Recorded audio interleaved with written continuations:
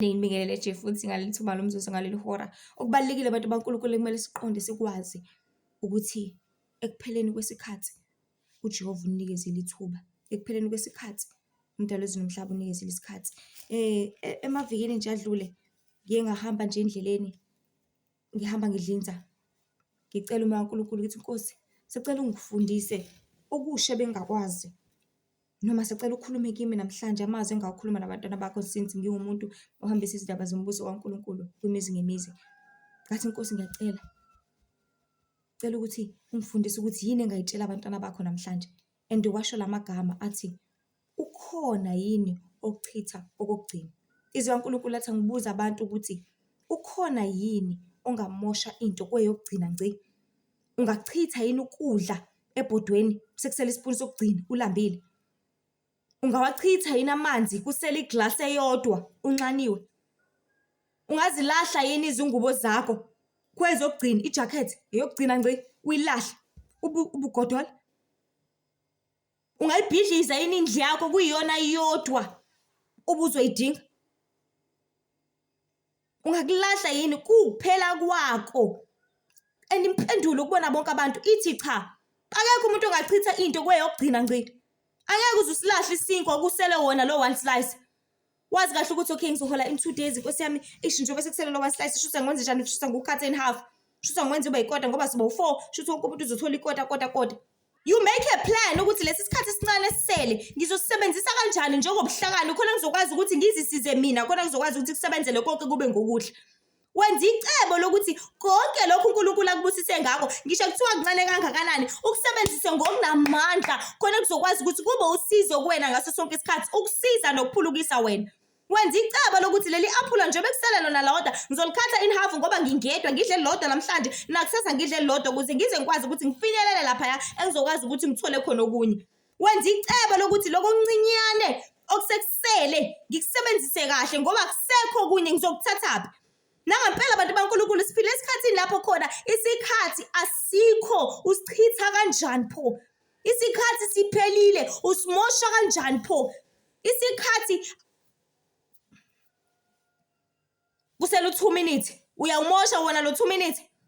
Kumele ngabe uyabhala ubhale usheshise ephepheni lakho ku-exam kuyashiwo kuthiwa 5 minutes left. Uzokwenza njani lo 5 minutes? Uzoqala phansi ubuke ngaphandle uqale phansi wenze njani? Uyabluza uqala phansi wenze njani? Kusele 5 minutes. Kusele 2 minutes uqala phansi wenze njani? Ushona le nale. Wenza njani? Ngalesikhathi esincanyana. Uyeza ukuthi siyaduma manje inqola iyahamba. Wenza njani wena? Uqala phansi ushona le nale uyabamba uyayeka lezi zinto ezingeze zakusiza ngalutho. Kumzuzwana omncinyane osele kwisikhashana esincane esingekho. So bantu baNkulunkulu lo mzuzu wokugcina esele nawo awusithenge lesi sikhathi ungathengisi ngaso isho njalo incwadi eZaga 23:23. Yes, thenga iqiniso ungathengisi ngalo nokuhlakanipha nokulaywa nokuqonda. Only abantwana baNkulunkulu bazo understand lo myalezo.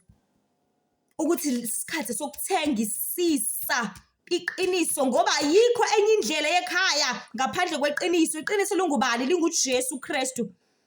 Ngoba uthenga indlela neqiniso nokuphila. Ngeke uzukuthola ukuphila uma ungazalanga naye. Ngeke uzukuthola ukuphila uma ungahlengwanga ungakholwanga. Ngeke uzukuthola ukuphila uma ungabhabhadiswanga. Ngeke uzukuthola ukuphila uma ungayenzanga intando kaNkulunkulu lapha emhlabeni wambathi lineni elicolekile lizenzo zokulunga. Ngeke uzukuthola uzokuthathaphi? Uzokuthatha ophuthwini? Uzokuthathaphi ukuphila? Uzokuthatha ukuthi uyasebenza? Uzokuthatha le misebenzi lezophela manje ngama robots. Lokudla lokho kuzophela manje kube nendlala ezweni. Uzokuthathaphi ukuphila ngenxa yokuthi kunomoya? Uzokuthathaphi ukuphila mase kuthiwa kulethi atomic bomb izomunca wonke lowo moya kuzokwenzakalani? Uzokuthathaphi lokuphila? Akukho okunye abantu baNkulunkulu kutholakala ngoJesu Kristu kuphela umdali. Tholakala ngoNkulunkulu engcwele, ungumdali wamazwe nomhlaba. Tholakala ngoJesu Kristu ngokwazana naye ngokubiza igama lakhe. So bantu baNkulunkulu thenga iqiniso ungathengisi ngalo. So uNkulunkulu ayakufundisa ukuthi sincane isikhathi. Futhi manje asisekho sincane, asisekho. Vuma namhlanje ukuthi uJesu inkosi nomsindisi. Phenduka namhlanje ukholo ngokweqiniso. Hamba uyobhabhatiswa namhlanje ungathi kusasa, ungathi next week, ungathi next month. Hamba uyongena emanzini, hamba uhlanjulwe zonke izono zakho, zokhokho bakho, zabazali bakho, zakho uqobo nosenza manje ngoba wona ngemdlitho nangemcabango wona ungazange ungaqondanga ubungazi ukuthi lento athi uyenza izolo iyisono. Hamba uyongena emanzini uzohlanjulwa kona konke. Hamba uyongena emanzini khona uzothola ukuphila okuphakathi because uJesu mina ngithume kona uthi tshela abantu bami ukuthi mabaphenduke babhabhadise bazihlanze ngoba angeke baze bawubone umbuso wezulu. Asho njalo incwadi naJohn 3. UNikodima sebuza ukuthi kungathathani ukuthi ngibone umbuso wezulu ngempela? Athi uJesu ngiqinisile ngithi akekho oyobona umbuso wezulu uma engazalwanga ngokusha. Athi ngizalwe kabusha kanjani? Ngibuyela esiswini sikamama uthi cha kuzomela uzalwe kabusha ngomoya nangamanzi. Bantu bakaNkulunkulu iqiniso lithi sonke sizalelwe esonweni lapha emhlabeni. Sonke sizalelwe emanyaleni. Buweqisa umlilo ujombisa umlilo ungazi ungaqondi. Sizalelwe emanyaleni lapha emhlabeni. Izono zabazali bethu ziwelela phezulu kwethu. Sukela bokhokho bethu Adam noEva. Sukela bonke abenzile izono maphambilini kwaze kwafika kubazali bethu uqobo lwabo izono zawelela phezulu kwethu. Thu hayi kumkhulu wakho eyinyanga nawe kumele uthathe izikhwama zakhe izono zakhe ziwelela phezulu kwakho. That is why udinga uJesu khona ezokwazi ukuthi ahlaba ahlukanise bese wenza intando yakhe ukhole ngokweqiniso ngoba esho njalo incwadi naEsodus ukuthi kepha ngibenzela umusa abayizinkulungwane abagcina imiyalelo yami. Senzela umusa ngokugcina imiyalelo kaNkulunkulu sigcine yonke singabe nabonye uNkulunkulu njengabo. Singenzi izithombe ezibaziwe njengabo. Singazikhothameli singazikhonzi njengabo.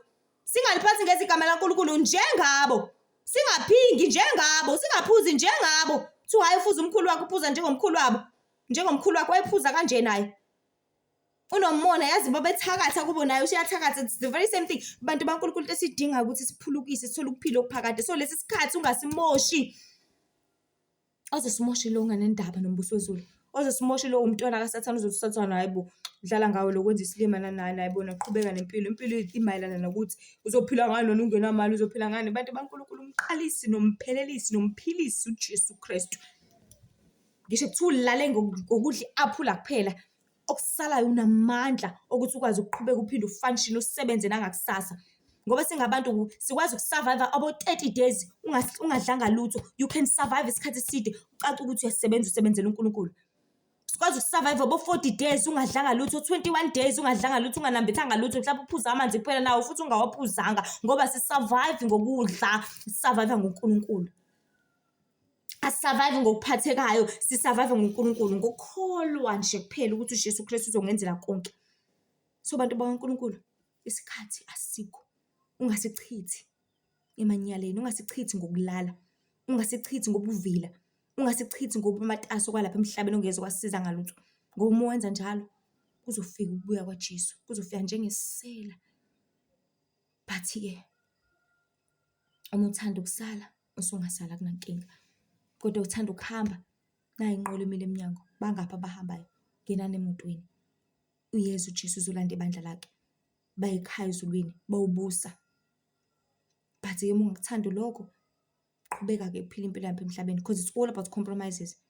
It's either ukhetha kwalapha emhlabeni uqhubeka ubuse kube mnandi lokho okuncanyana ukuphela manje noma ukudela konke bese ukhetha kwasekhaya ongapheliyo okumahhala ongadingi ukuthi uze ube uqala usebenze kanzima qala before ukuthole ongadingi ukuthi uthole kanzima qala before ukuthole ongadingi uqala ukhale qala before ukuthole ongadingi ukuthi uphathwe ikhanda qala before ukuthole ongadingi lutho obube kodwa udinga ukuthi uvume ukuthi uJesu inkosi nomsindisi ukhole ugijima endaweni engcwele uthole ukuphulukisa nokuphilisa ngoba impilo yakho ezesandleni sakho konke okwenzayo uzenzela wena ukuhamba kwakho uzihambela wena ukukhuluma kwakho uzikhulumela wena indlinzo yakho yaregister kwenzela wena konke izulu sesilinikeze wonke amathuba lonke uhlobo lolwazi lonke uhlobo lethuba lokuphenduka so lonke uhlobo lesikhathi lonke uhlobo lomzuzu wenzani lo mzuzu ngabe uyamosha ngabe wenzani